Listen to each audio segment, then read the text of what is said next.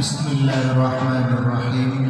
Assalamualaikum warahmatullahi wabarakatuh. Waalaikumsalam warahmatullahi wabarakatuh.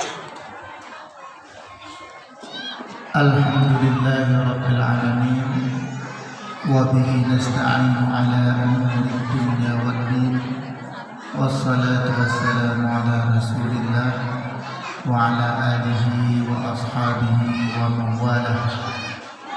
Walakal hamdu walakal syukru walakal azimu wala hawla wala quwwata illa billahil aliyyil azim. Rabbi shrah li sadri wa yassir li amri wahlul 'uqdatam min lisani yafqahu qawli. Buat langkah yang pertama, sebagaimana biasanya selaku kita umat muslim yang beriman kepada Allah Subhanahu wa taala, kita mensyukuri nikmat Allah taala hingga pada hari ini masih diberikan kepada kita semua kesehatan badan, kesehatan rohani, hingga kita bisa sama-sama melaksanakan Maulid Nabi Rasulullah Sallallahu Alaihi Wasallam. Selanjutnya, selawat beriring salam sama-sama kita sanjung pujikan kepada baginda kita Nabi Muhammad Sallallahu Alaihi Wasallam. Berkat beliau dan sahabat-sahabatnya, tabi'in, ulama-ulama yang ada di penjuru dunia, sinar Islam hingga pada masa saat ini masih bersinar sebagaimana kita jumpai di mana-mana di penjuru dunia. Yang saya hormati pimpinan Dayak Yayasan Darussalam Tungku Suryani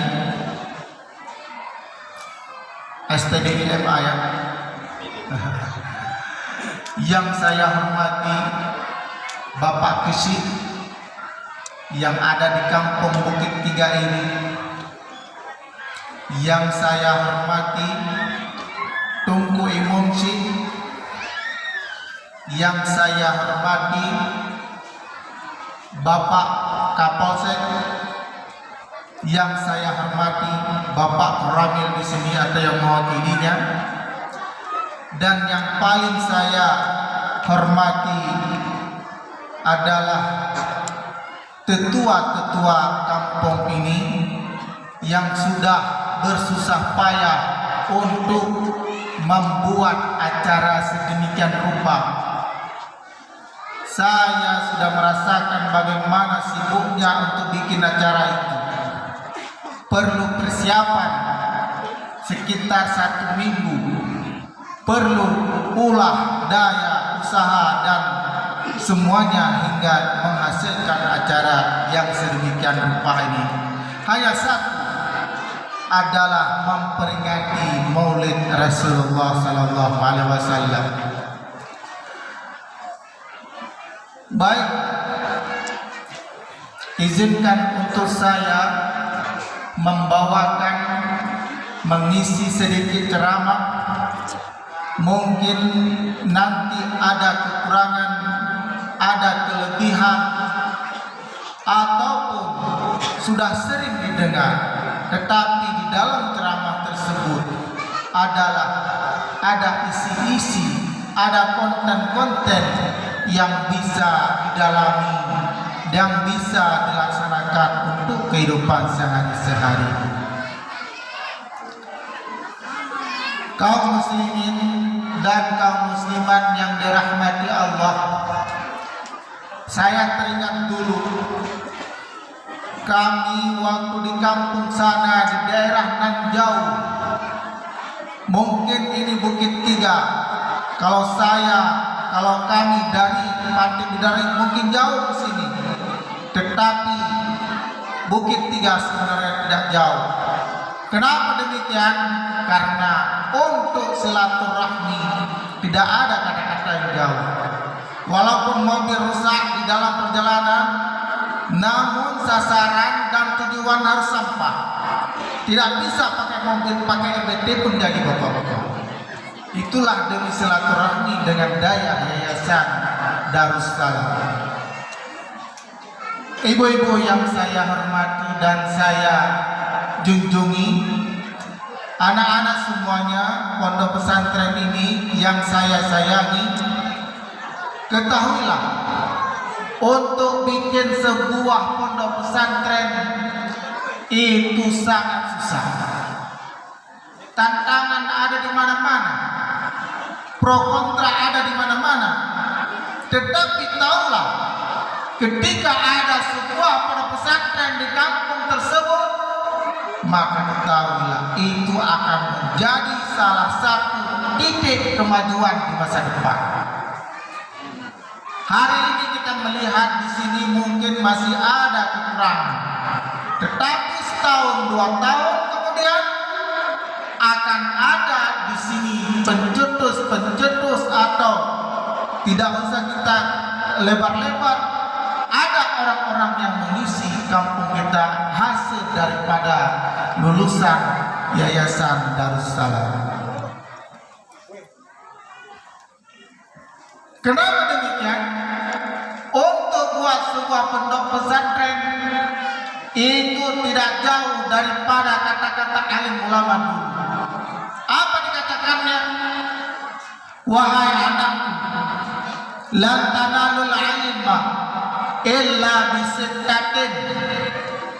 Maka untuk kemajuan sebuah pondok pesantren, anak-anak tersebut harus bisa mendapatkan, harus punya syarat 6. Yang pertama, lan tanalul ilma illa bisittatin. Wahai anak-anakku, wahai penuntut-penuntut ilmu, wahai pemarkasa pondok-pondok pesantren, sebuah ilmu tidak akan didapatkan kecuali ada 6 perkara. Apa itu? Lan tanalul ilma illa bisittatin, sa'umbika an tafsiliha. Apa itu? Zakat. Untuk menuntut ilmu, untuk bisa ada sebuah yang namanya pondok pesantren tempat menuntut ilmu, baik daripada ustadznya, daripada tunggungnya, atau daripada muridnya, harus ada yang namanya zakat. Harus ada yang namanya zakat. Apa itu zakat? Kepintaran. Dimanapun kita pergi, kemanapun kita melangkah, kepintaran harus ada dalam jiwa kita dan daripada kepala kita. Kenapa demikian? Karena zakat tersebut adalah inti daripada adanya untuk bisa kita mencapai tujuan. Kaum muslimin yang dirahmati Allah, ibu-ibu, saya mau nanya sebelum kita lebih lanjut, apakah senang tidak hatinya kalau saya ada pondok pesantren di kampung? Senang. Saya tanya daripada kaum bapak-bapak, apakah senang tidak kalau ada pesantren di kampung? Senang. Kenapa? Di daerah saya jauh sana sekarang narkoba luar biasa. Dengan adanya cahaya sedikit daripada pesantren, maka narkoba tersebut akan berhalangan. Kenapa demikian? Innal malaikatu tadau ajnahatiha li talibil ilm. Sungguh malaikat-malaikat tersebut akan meletakkan sayap-sayapnya di atas penuntut-penuntut ilmu. Tentu penuntut ilmu tersebut di pondok-pondok pesantren atau di tempat pendidikan-pendidikan. maka secara otomatis yang namanya narkoba, perjudian akan hilang sedikit demi sedikit. Kenapa demikian? Narkoba dengan perjudian tidak akan merapat di tempat-tempat pendidikan, karena di situ diajarkan tidak boleh ada khamr, tidak boleh ada narkoba, tidak boleh ada perjudian. Hari ini, dewasa ini, kita banyak melihat banyak terjadi pertengkaran terjadi gara-gara hanya narkoba, dan banyak terjadi pertengkaran di dalam keluarga karena perjudian. Tempo dulu mungkin dunia tidak nampak, sekarang ibu bapak-bapak, narkoba dan perjudian itu nampak jelas. Di wilayah kami sana, nggak usah saya cerita wilayah ini karena di sini mungkin saya tahu, di sini baik-baik orangnya. Di wilayah saya sana, di tempat kafe itu permainan perjudian terang-terangan. Dia bisa transfer, dia bisa transaksi lewat online.